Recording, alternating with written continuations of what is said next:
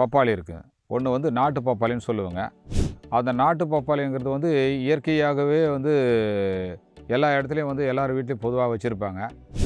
அதுக்கடுத்து ஜிந்தான்ற ஒரு பப்பையாவாக இருக்குது. அது வந்து தென் மாவட்டத்தில் இருக்குதுங்க. ஆனால் இந்த மாவட்டம் இந்த வட மாவட்டங்களை பொறுத்த வரைக்கும் இந்த ரெட் லேடிங்கிற ஒரு பப்பையா வந்து அறிமுகத்தில் இன்றைக்கி நல்லா போயிட்டுருக்குதுங்க. விவசாயிகளை கைவிடாத பழம் அப்படின்னா அது பப்பாளி பழம் அப்படின்னு சொல்லுவாங்க. ஸோ பப்பாளி அப்படிங்கிறது ரொம்ப சத்துக்கள் நிறைஞ்சது. சின்ன குழந்தையிலேருந்தே வீடுகளில் எல்லாருக்கும் கொடுத்தே பழக்கிட்டு இருப்பாங்க. எனக்கு பப்பாளி பிடிக்காது அப்படிங்கிறோட எண்ணிக்கை கூட ரொம்ப கம்மியாக தான் இருக்கும். அப்பேற்பட்ட பப்பாளிக்கு மார்க்கெட்டில் எவ்வளவு டிமாண்ட் இருக்குது அப்படிங்கிறது நீங்கள் தெரிஞ்சுக்கிட்டீங்கன்னா ஆச்சரியப்படுவீங்க. பப்பாளினா நமக்கு தெரிஞ்சாப்புல ஒரு ஆரஞ்சு கலரில் இருக்கும், இல்லைனா கொஞ்சம் க்ரீனிஷ் கலரில் இருக்கும். ஒரே ஒரு பப்பாளி தானே அப்படின்னு நினச்சிட்டு இருப்போம். பட் எக்கச்சக்கமான வெரைட்டிஸ் பப்பாளியில் மட்டுமே இருக்குது. ஸோ இன்னைக்கு நீங்கள் ஒரு பப்பாளி விவசாயம் ஆரம்பிக்க போகிறீங்க, இல்லை பப்பாளி விவசாயம் செய்யலாம் அப்படிங்கிற ஒரு ஐடியாவில் இருக்கீங்க அப்படின்னா எந்த வகையான பப்பாளியை தேர்ந்தெடுக்கலாம், நம்மளோட மண்ணுக்கு எது போட்டால் நல்ல விளைச்சல் கொடுக்கும், அண்ட் என்ன பப்பாளியை நம்ம விளைய வச்சா மார்க்கெட்டில் அதிகப்படியான சேல்ஸ் நடக்கும், நமக்கும் நிறைய லாபம் கிடைக்கும் அப்படிங்கிறத ரொம்ப தெளிவாக நமக்கு எடுத்து சொல்ல போகிறாங்க ரமேஷ் அப்படிங்கிறவங்க. வாங்க வீடியோக்குள்ளே போகலாம். Welcome to freedom farming Tamil channel. நான் உங்கள் யுவராணி. இந்த பப்பாயா மரத்தினுடைய ஸ்ட்ரென்த்து வந்து ரொம்ப கம்மி. எப்படி சொல்லும் போதுனா காற்றை சமாளிக்கணும், பெரும் மழையை சமாளிக்கணும். அந்த மாதிரி சமாளிக்கும் போது எனக்கு 2015 ஒரு அதிகமான மழை வந்தது. அந்த மழையில் வந்து பயிர் வந்து தானாகவே வந்து அழுகக்கூடிய நிலை வந்தது. அப்போது வந்து பார்த்திங்கன்னா பழத்தை அறுவடை செய்யக்கூடிய நிலையில் நான் கொஞ்சம் பாதிச்சிருக்கேன். அந்த மாதிரி பாதிப்பை தோட்டக்கலைக்கு நான் கோரிக்கை வச்சுருக்கேன்.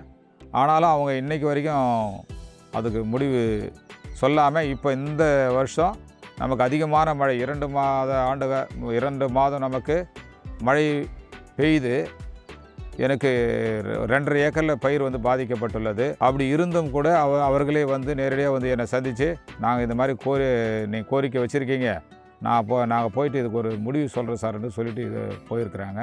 அது கூடிய விரைவில் இன்சூரன்ஸை பற்றி ஒரு முடிவு வரும்னு நான் எதிர்பார்த்துருக்கேன். இப்போது எங்களுடைய ஏரியாவில் வந்து ஒரு 3 வகையான பப்பாளி இருக்குது. ஒன்று வந்து நாட்டு பப்பாளின்னு சொல்லுவாங்க. அந்த நாட்டு பப்பாளிங்கிறது வந்து இயற்கையாகவே வந்து எல்லா இடத்துலையும் வந்து எல்லார் வீட்லேயும் பொதுவாக வச்சுருப்பாங்க. அதுக்கடுத்து ஜிந்தான்ற ஒரு பப்பையாவாக இருக்குது. அது வந்து தென் மாவட்டத்தில் இருக்குதுங்க. ஆனால் இந்த மாவட்டம் இந்த வட மாவட்டங்களை பொறுத்த வரைக்கும் இந்த ரெட் லேடிங்கிற ஒரு பப்பையா வந்து அறிமுகத்தில் இன்றைக்கி நல்லா போயிட்டுருக்குதுங்க.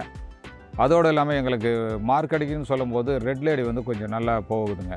எப்படின்னு சொல்லும்போது அதனுடைய கலரு, அதனுடைய சைஸு, அதாவது எப்படி சொல்கிறது, அது பார்க்குறதுக்கே வந்து பர்ச்சேஸ் பண்ணணுன்ற ஒரு எண்ணம் தோன்றும். அதுக்கேற்ற மாதிரி இருக்கிறதுனால எங்களுக்கு மார்க்கெட்டிங் பக்கத்துலேயே கோயம்பேடு இருக்கிறதுனால நான் அந்த பயிர் அங்கே வச்சு டெவலப் பண்ணியிருக்கேங்க. அதோடு இல்லாமல் ஹீல்டிங் வந்து இதில் கொஞ்சம் அதிகம். ரெட் லேடின்ற ஒரு வகையில் வந்து ஹீல்டிங் அதிகம். ஜிந்தாங்கிறதுல இருக்குங்க. அது கொஞ்சம் எல்லோ கலரில் வருங்க. காரணம் வந்து டேஸ்ட்டும் கூட கொஞ்சம் வித்தியாசப்படுங்க. அந்த டேஸ்ட் வந்து அதில் கொஞ்சம் ஒரு மாதிரியாக தெரியும், இதில் கொஞ்சம் நல்லா இருக்கிற மாதிரி நானே ஃபீல் பண்ணியிருக்குங்க. அதனால் வந்து நான் ரெட் லேடியை சூஸ் பண்ணி இந்த பயிரை செஞ்சுட்டு வரேங்க. அதோடு இல்லாமல் எத்தனை கன்றுகளை நம்ம வைக்கிறோமோ அத்தனை கன்றுமே வந்து ஃப்ளவரிங் எடுத்து காய்க்க ஆரம்பிச்சிருங்க ரெட் லேடியில். ஜிந்தாவில் ஏதோ அங்கங்கே மிஸ் ஆகிற மாதிரி நான் கேள்விப்பட்டிருக்கிறேங்க. ஆனாலும் எனக்கு அந்த பயிரை நான் இது வரைக்கும் வைக்கல. இப்போ இது வரைக்கும் நான் வந்து நோன் யூ சீடு கம்பெனியோட ரெட் லேடிங்கிற ஒரு வகை தான் நான் இது நாள் வரைக்கும் நான் பயிர் செஞ்சுட்டு வர்றேங்க.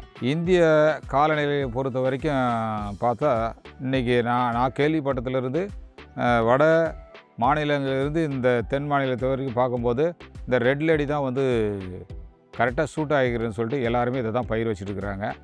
நான் பார்த்த அளவில் எல்லா வகையிலுமே வந்து ஆந்திர மாநிலத்திலிருந்து தமிழ்நாடு, கர்நாடகா அந்த மாநிலத்திலேருந்து எல்லாமே வந்து ரெட் லேடி தான் வந்து பண்ணிக்கிட்டு இருக்கிறாங்க.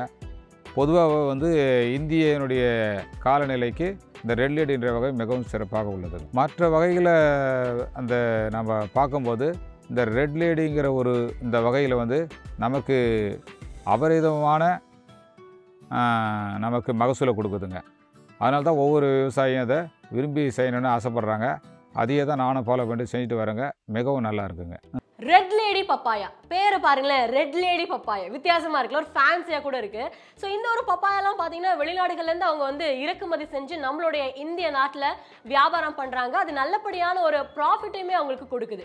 ஸோ அப்படி இருக்கும்போது இந்த இம்போர்ட் எக்ஸ்போர்ட் வேலையெல்லாம் இருக்கு இல்லையா, ஸோ பப்பாளி விவசாயம் நீங்கள் இங்கே பண்ணாலும் சரி, இல்லை வெளிநாடுகள்ல இருந்து நம்மளுடைய ஊருக்கு நீங்கள் எடுத்துட்டு வந்தாலும் சரி, அப்போ அந்த இம்போர்ட் எக்ஸ்போர்ட் பத்தி தெளிவாக தெரிஞ்சுக்கணும். அதை கூட நம்ம கூட இப்போ ரமேஷ் அவர்கள் தொடர்ந்து சொல்ல போறாங்க. வாங்க எண்டு வரைக்கும் போய் பார்க்கலாம். ரெட் லேடிங்கிற விதை வந்து தைவான்லேருந்து ப்ரொடக்ஷன் பண்ணி அங்கே பாலினேஷன்லாம் கரெக்டாக செஞ்சு ஒரு விதை கூட போக்கு போகாமல் இருக்கக்கூடிய சூழலில் அவங்க தாங்க எங்களுக்கு இதெல்லாம் அனுப்பி வைக்கிறாங்க. இதை நாங்கள் வந்து டீலர் மூலமாக பர்ச்சேஸ் பண்ணிக்கிறோம். தொடர்ந்து ஒவ்வொரு முறையும் நான் பார்க்கும்போது நல்ல ஈல்டிங் கொடுக்கறதுக்கு காரணம் வந்து நம்மளுடைய காலநிலைக்கு ஏற்ற ஒரு விதையாக ரெட் லேடி உள்ளதுங்க. அதனால தான் இதை பர்ச்சேஸ் பண்ணி இதை பண்ணிட்டு வரேங்க. நான் இப்போ இது எதுக்கு இந்த வகையை நான் செலக்ட் பண்ணிக்கிறேன்னு சொன்னால், இது மிக மிக குட்டியாக வளரும். குட்டியாக வளர்ந்துட்டு அதிகமான மகசூலை கொடுக்கக்கூடிய மாதிரி அதில் கேப்பே இல்லாமல் காய்களுக்கு கொடுக்கக்கூடிய ஒரு செடி. அதனால் வந்து இந்த காற்றுக்கு அந்த இயற்கை சீற்றங்களுக்கு மெயின் வந்து காற்றுக்கு, இந்த காற்று வந்து எவ்வளோ தான் பட்டாலும் ஒரு 50 கிலோமீட்டர் வேகத்தில் அடித்தா கூட அந்த செடியை வந்து நம்ம காப்பாற்றிக்கலாம். அதோடு இல்லாமல் கொஞ்சம் காய் வந்து வெயிட்னஸாக தெரியும், கொஞ்சம் பலுவாக தெரியுங்க. நமக்கு வந்து டன்னேஜ்னு ஒன்று பார்க்கும்போது நமக்கு லாபகரமாக தெரியுங்க. அதோடு இல்லாமல் மகசூல்னு பார்க்கும்போது அதை இடைவிடாமல் காய்க்கிறது தாங்க முக்கியம். மற்ற இதில் நான் அந்த மாதிரி பார்க்கலைங்க. ஆனால் இதில் வந்து அந்த கீழ் 1.5 ஃபீட்லேருந்து நல்ல காய் இறங்கிட்டு, அதாவது ஒவ்வொரு காயும் 2 கிலோவிலேருந்து 3 கிலோ வரைக்கும் ஒவ்வொரு காயும் இருக்கும். அந்த மாதிரி விளையக்கூடியது இந்த ரெட் லேடின்ற வகை. அதனால் நான் இந்த ஏரியாவில் நான் இதை செலக்ட் பண்ணியிருக்கேன். இந்த வகையை நான் எதுக்கு செலக்ட் பண்ணிக்கிறேன்னு சொன்னால், எல்லா விதையும் அட்ஜஸ்ட் பண்ணிக்கும். அது எப்படின்னு சொன்னால், கொட்டையாக வளரும், வெப்பத்தை தாங்கும், அதிகமான மகசூலை கொடுக்கும்.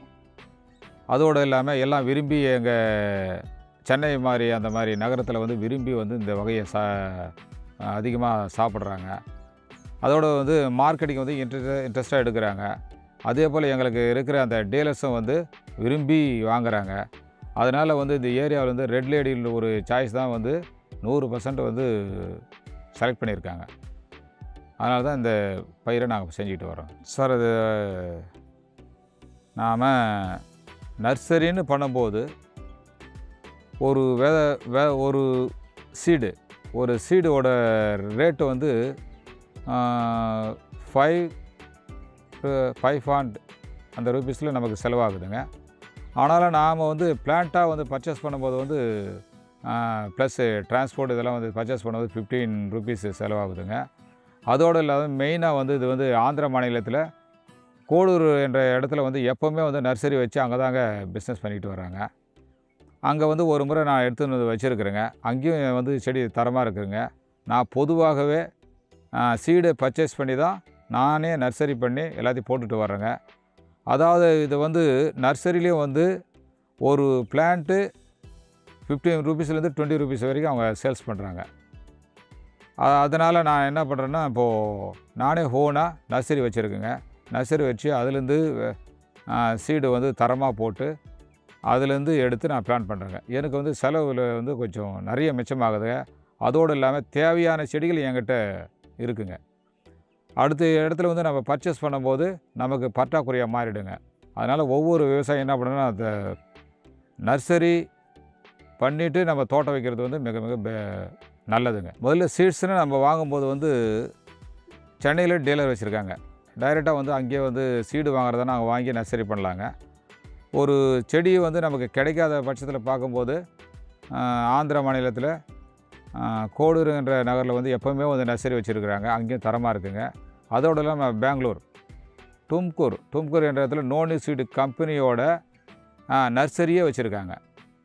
நான் வந்து அங்கே 2 டைம்ஸ் 3 டைம்ஸ் அங்கேருந்து நான் செடி எடுத்துகிட்டு வந்திருக்குங்க. அங்கேயும் தரமாக தான் வச்சு எல்லாத்தையும் பண்ணி கொடுக்குறாங்க. நல்ல மகசூலை கொடுத்தது. இந்த வீடியோல பப்பாயா ஃபார்மிங், அதாவது பப்பாளி விவசாயம் எப்படி செய்யறது, என்னென்ன வெரைட்டி நம்ம சூஸ் பண்ணணும் அப்படின்ற பல விஷயம் ஒரு ஐடியா நமக்கு கிடைச்சிருக்கும்னு நினைக்கிறேன். ரமேஷ் அவர்கள் ரொம்ப தெளிவா நம்ம எல்லாருக்குமே புரியுற மாதிரியான விஷயத்துல சொல்லி கொடுத்துருப்பாரு. ஸோ இந்த ஒரு பப்பாளி விவசாயம் பத்தி இன்னும் இன்டெப்தா நம்ம தெரிஞ்சுக்கணும். இது வந்து ஒரு 10-15 நிமிஷம் வீடியோல முழுக்க நம்மளால தெரிஞ்சுக்க முடியாது இல்லையா? நம்மளோட ஃப்ரீடம் ஆப்ல இந்த பப்பாளி விவசாயத்துக்குன்னு ஸ்பெஷலான ஒரு கோர்ஸ் இருக்கு. ரமேஷ் அவர்கள் தான் இன்னும் இன்டெப்தா வந்து ரொம்ப நேரம் பேசி நமக்கு புரியுற மாதிரி சொல்லி கொடுத்துருக்காரு. ஸோ அதை கூட நீங்க செக் பண்ணி பார்க்கலாம். அந்த கோர்ஸுடைய நேம் என்ன தெரியுமா? பப்பாளி விவசாயம் ஒரு ஏக்கருக்கு 3 லட்சம் லாபம் கிடைக்கும் அப்படிங்கிறது தான் இந்த கோர்ஸுடைய நேம். ஸோ போய் செக் பண்ணி பாருங்க. அந்த கோர்ஸுடைய லிங்க் நம்ம வீடியோட டிஸ்கிரிப்ஷன்லையும் கொடுக்குறேன், போய் செக் பண்ணியும் பாருங்க.